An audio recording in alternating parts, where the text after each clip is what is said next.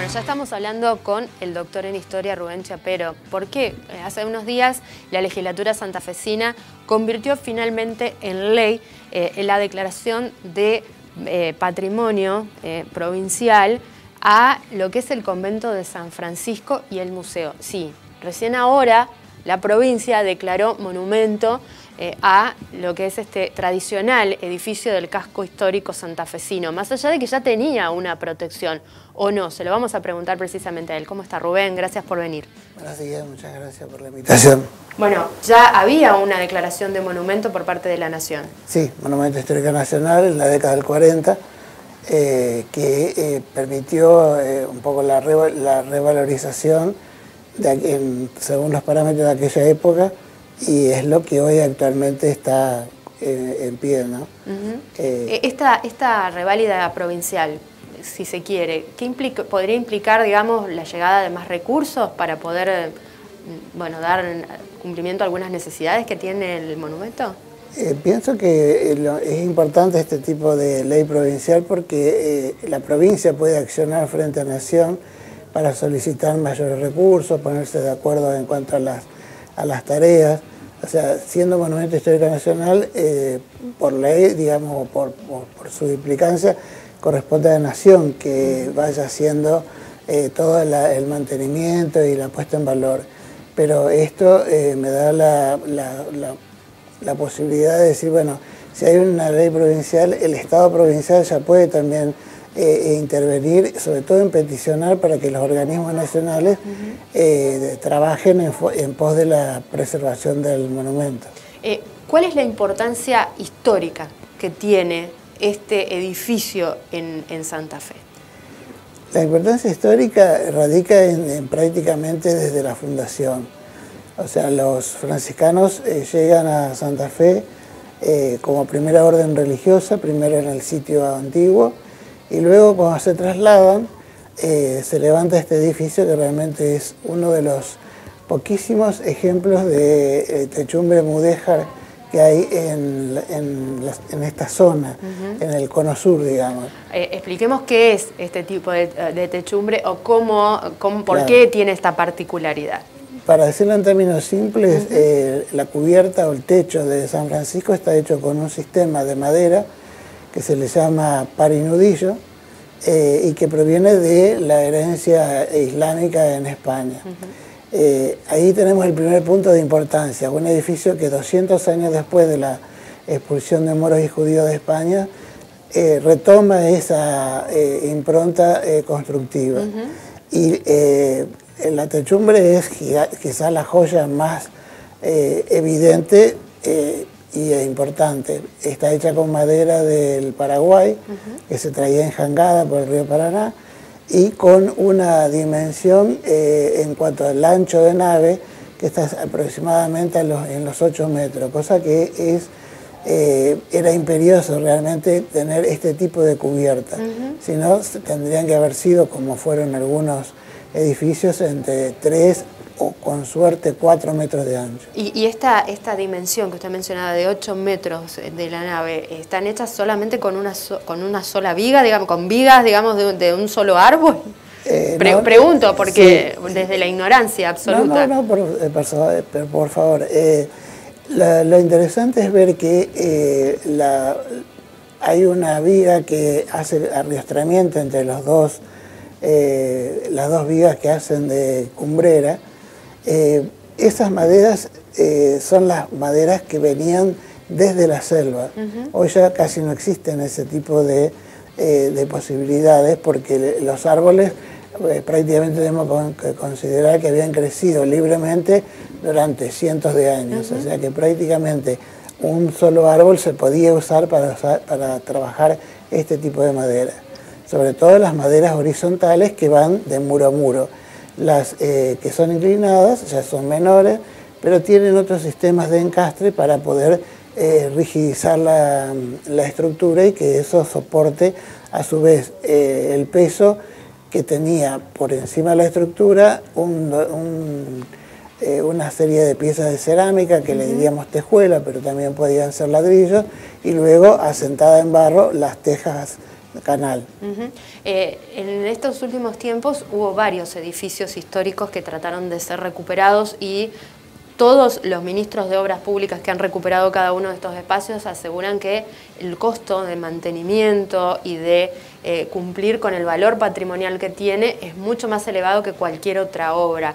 En el estado en el cual hoy está el convento, si usted lo tendría que definir, ¿le hacen falta muchas obras, pocas obras? En estos edificios, en realidad, las obras deben ser continuas.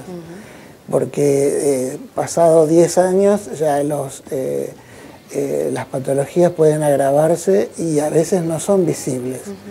Entonces, siempre hay que considerar que estos edificios son muy frágiles en cuanto a que su material constitutivo, sea la tapia, o sea, tierra apisonada, como la madera, son muy fáciles de degradar en condiciones adversas que pueden pasar inadvertidas. La primera gran intervención que se hizo sobre el convento fue en la década del 30, que la hizo Guido, el arquitecto Guido, y conservó algunas posibilidades de mantenerlo tal como lo había visto y recibido. Había algunas modificaciones de corte del siglo XIX, y la última intervención muy fuerte fue la del arquitecto Busquiazo en la década del 40, que le volvió la mirada original que tenía. O sea, le quitó la falsa fachada que tenía por delante, reconstruyó la torre y generó una imagen que es muy parecida a lo que se ve en un cuadro de la procesión de la Inmaculada de principios del siglo XIX, en donde ese fue el modelo que siguió Busquiazo para poder reconstruirlo. Si usted hoy tuviera que decir, bueno, en el estado en el que está hoy, si bien es un edificio que uno lo visita y aparentemente está bien, ¿cuál debería ser una intervención más inmediata que ustedes notan con el conocimiento que tienen sobre el valor patrimonial del edificio?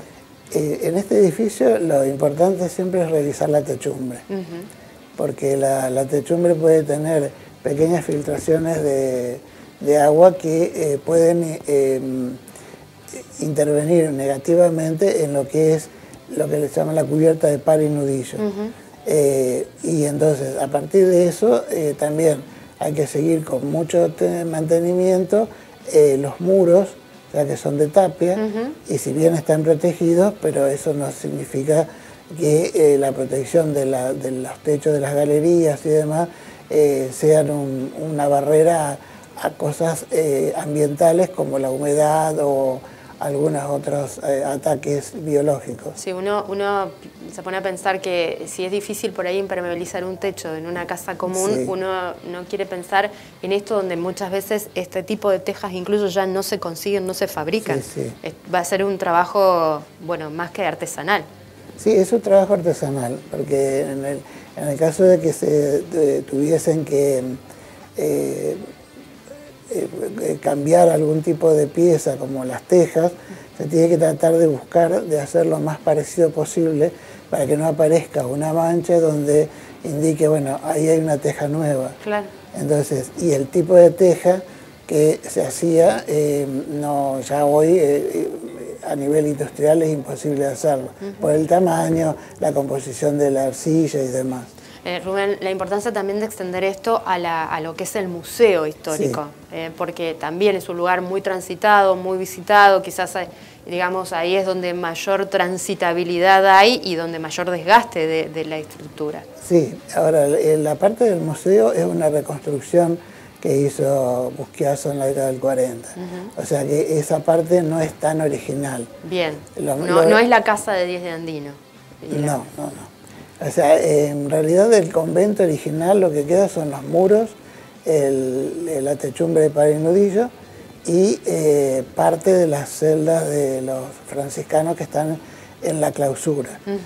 Lo demás, la galería de laterales y la parte del museo es reconstrucción que hace Busquiazo para ambientar el edificio tal como era en su momento. O sea, lo importante de esto que ha sancionado la legislatura es que quizás se van a poder tramitar más recursos para poder asistir de manera más urgente las necesidades que pueda llegar a tener de manera edilicia la preservación, ¿no? Sí, y no solamente recursos, sino también que haya actores que puedan intervenir en las gestiones para que no quede algo como que, bueno, hay que peticionar a Nación y después, bueno, de mucho tiempo puede haber alguna respuesta. Recortar un poco la burocracia, si se quiere. Sí, pero porque obviamente cuando un edificio entra en esta escala, lo hemos visto con el convento de Santo Domingo en su momento, claro. Con cualquier intervención que se quiera hacer, esto demora porque tiene que haber una certificación de obra, tiene que haber una certificación de la Junta Histórica, es un poco más complejo. Sí, y además demora porque cuando se tiene que empezar cualquier tipo de trabajo, aunque sea de mantenimiento, lo primero que se debe hacer es un diagnóstico muy riguroso. Y eso es lo que lleva más tiempo y a lo mejor es lo que no se ve. Y en las urgencias es como que se necesita que ya se empiece la obra. Pero sin un diagnóstico las patologías pueden ser muy agravadas por acciones que no corresponden al edificio en su estructura. Rubén ha sido más que gentil por acercarse, muy claro, sobre todo con el valor que tiene este edificio. Sí. Lo decía muy bien, la techumbre hoy por hoy sería imposible replicarla por las características que tiene, por el tipo de árboles que se han traído para poder ejecutarlo y por la forma de encastre que tiene. Claro, además la techumbre dentro de lo que es Argentina, Uruguay, Paraguay, Chile es uno de los mejores exponentes. Hay uno muy pequeñito que está en Córdoba, en el Salón de Profundis de los franciscanos, y en Chile también hay otro. Pero después los pares nudillos realmente que se hicieron con mayor esplendor ya aparecen en Perú y en Ecuador. Nada más cerca. Nada más cerca. O sea, Perú, Ecuador y seguimos hacia las Antillas, pero esta es una joya que realmente habría que ponerla no solamente en valor, sino que ponerla en un pedestal porque es uno de los ejemplos más intactos que nos queda del siglo XVIII. Gracias por venir, Rubén. Bueno, muchísimas gracias a ustedes por la invitación.